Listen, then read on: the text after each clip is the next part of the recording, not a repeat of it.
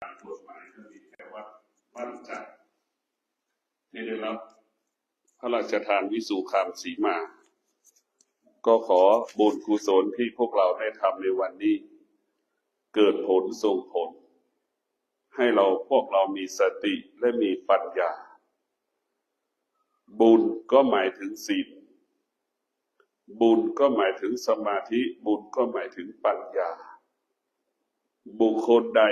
ดำรงตนด้วยศีลสมาธิปัญญาบุคคลผู้นั้นคิด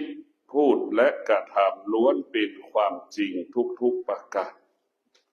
บุคคลที่ดำรงโดยศีลสมาธิปัญญาคิดพูดและกระทำเกิดคำว่าสำเร็จ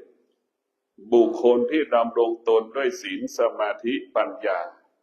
เวลาคิดเวลาพูดและเวลากระทำการใดๆสาธารณชนยอมรับยกย่องสรรเสริญบุคคลที่ดำรงตนด้วยศีลสมาธิปัญญานำมาซึ่งความสุขนำมาซึ่งสันติสุขนำมาซึ่งความเจริญรุ่งเรืองงอกงามธรรมะเป็นสิ่งที่อยู่ในกายกับจิตของเราธรรมะที่แท้จริงเกิดจากกายวิทยาศาสตร์ที่แท้จริงก็เกิดจากกายกายของเราเป็นต้นกำเนิดของธรรมะกายของเราเป็นต้นกำเนิดของคำว่าวิทยาศาสตร์ร่างกายของเราขยายผลเป็นวิชาวิทยาศาสตร์ร่างกายของเราขยายผลเป็นพระไตรปิฎกถ้าไม่มีกายกับจิตพระไตรปิฎกจะไม่เกิดขึ้นเพราะฉะนั้นร่างกายของเราจึงเป็นต้นกำเนิดพระไตรปิฎกธรรมะที่แท้จริงเกิดจากกาย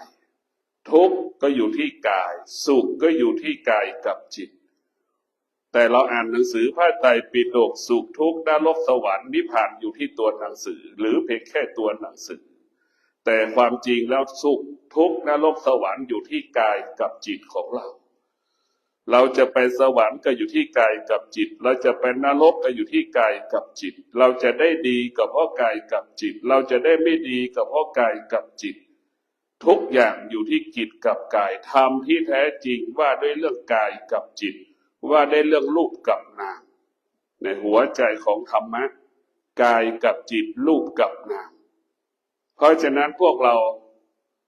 สัมผัสได้พ่อแม่สามีภรรยาลูกเป็นสิ่งที่ควบคุมไม่ได้เป็นสิ่งที่ควบคุมไม่ได้คงสภาพเดิมไม่ได้เพราะฉะนั้นพระพุทธเจ้าถึงสอนให้เราเข้าใจว่าชีวิตของเรามันไม่มีอะไร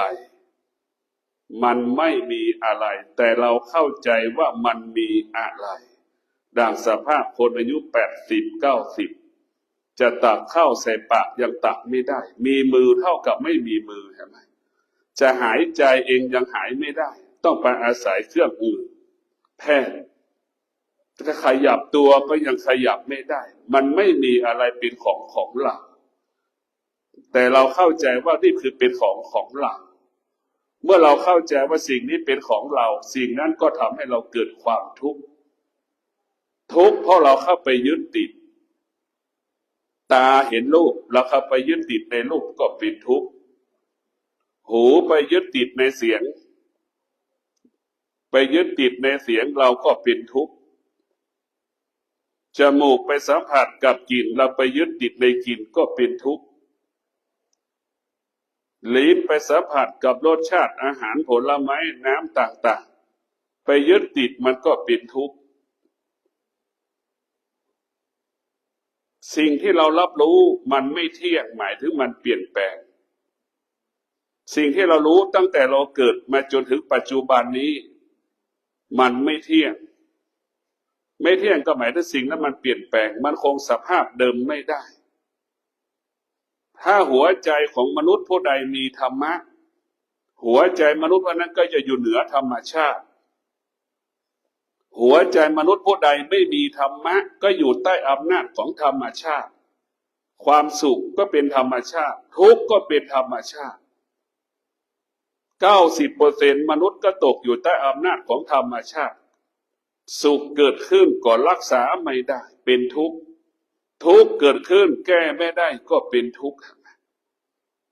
ทุกข์เพราะเราไปต้อนรับมันสุขเราก็ต้อนรับทุกข์เราก็ต้อนรับเราไปต้อนรับมันจะเกิดคำว่าความทุกข์ผู้รู้จะไม่ยึดติดสิ่งที่เรารู้เช่นตาเห็นรูปก็ไม่ยึดติดในรูปรู้อยู่แล้วว่าเป็นคนหูก็รู้ว่าเป็นเสียงจมูกก็สัมผัสกับกลิ่นลิ้นสัมผัสกับรสรู้เฉยๆเมื่อจิตเป็นผู้รู้จิตไม่ตามรู้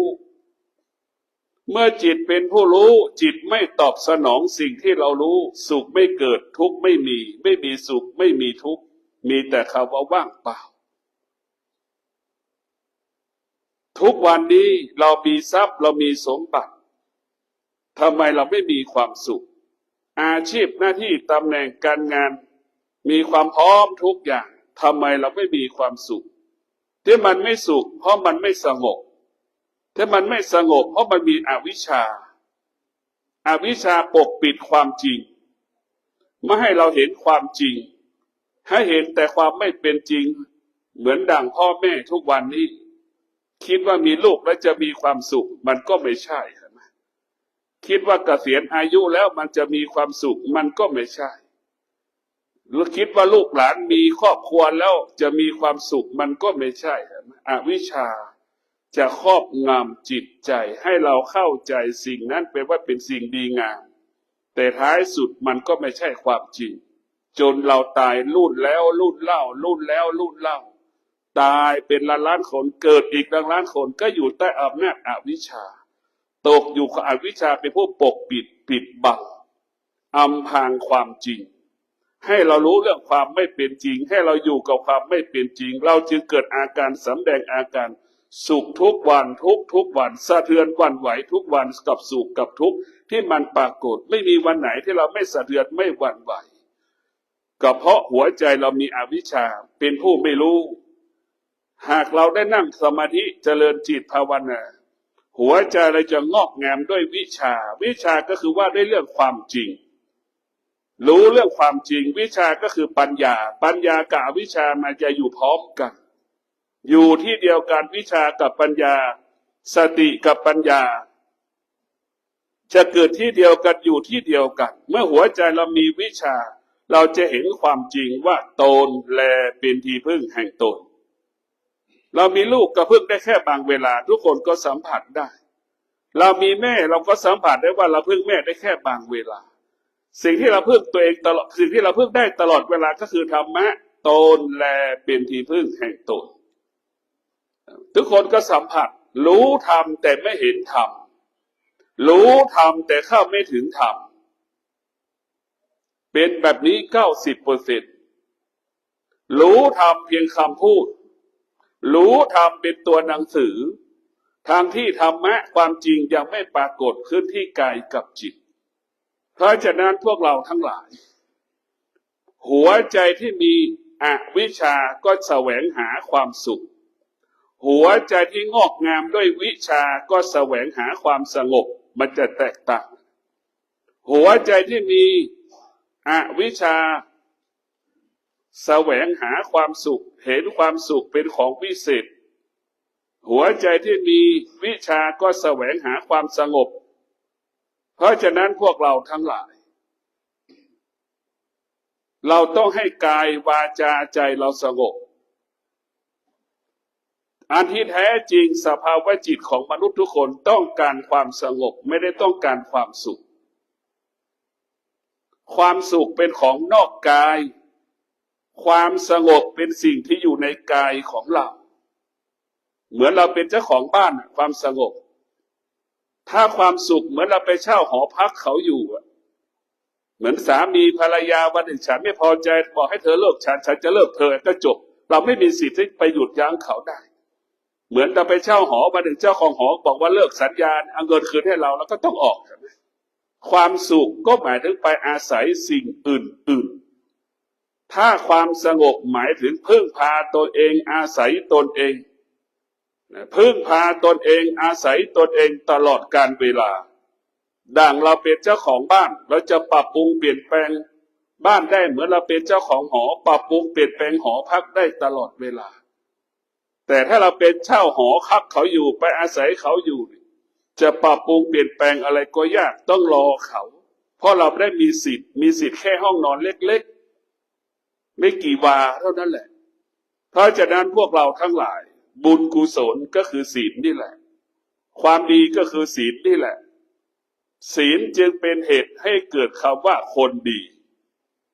คนไหนดำรงตนด้วยศีลคนนั้นเป็นคนดีศีลห้าจึงเป็นความจริงของโลกความจริงของโลกคือความจริงของฉันรักษาศีลย่อมเป็นที่รักของเธอรักษาศีลย่อมเป็นที่รักของฉันรักษาศีลฉันล่วงละเมิดศีลเป็นที่รังเกียจของเธอล่วงละเมิดศีลเป็นที่รังเกียจของฉันนี่แหละธรรมะจึงเป็นความจริงของโลกความจริงของโลกก็คือความจริงของเราเป็นความจริงของคนทุกคนต้องการความจริงเสมอเหมือนกันหมดทุกคนเกลียดความทุกข์แต่ทุกคนก็สร้างความทุกข์ให้กับตัวเองทุกคนก็อยู่กับความทุกข์ทุกวัน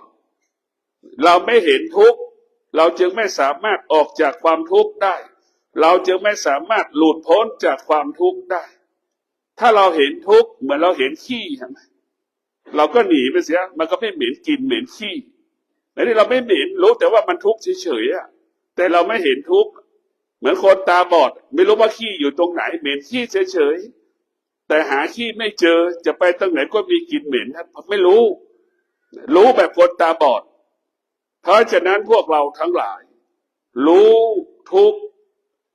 เห็นทุกข์เราก็จะออกจากทุกข์เหมือนเรารู้ว่ามีกองขี้อยู่ข้างๆเรารู้ขี้เปรียบเสมือนทุกข์เราก็ออกจากทุกข์ก็หนีจากตรงนั้นไปหนีตรงนั้นไปขี้มันก็ไม่เหม็นนี่คือหลักง่ายๆก็ขอให้พวกเราทั้งหลายมีสติมีสมาธิมีปัญญาพวกเราทั้งหลายได้มีชีวิตอยู่ได้เพราะลมหายใจเข้าออกนี่แหละเรามีทรัพย์มีสมบัติได้ก็เพราะอานุภาพของลมหายใจเข้าออกถ้าเรามีลมหายใจเข้าออกโอกาสที่เราจะเห็นธรรมรู้ธรรมก็มีมากหากเรามีลมหายใจเข้าออกเราก็มีโอกาสมีทรัพย์มีสมบัติเมื่อเรามีลมหายใจเข้าออกเราก็สามารถรักษาทรัพย์รักษาสมบัติได้ลมหายใจเข้าออกมีพลังและมีอานุภาพให้เรามีกินมีใช้เหลือกินเหลือใช้ก็เพราะลมหายใจเข้าออกก็ขออนุโมทนาพวกเราทั้งหลายที่มาถวายกฐินณวัดบ้านจันทร์อำเภอกาลยาณิวัฒนาก็ขอให้ท่านทั้งหลายได้เจริญได้รุ่งเรืองได้งอกงามยิ่งขึ้นไป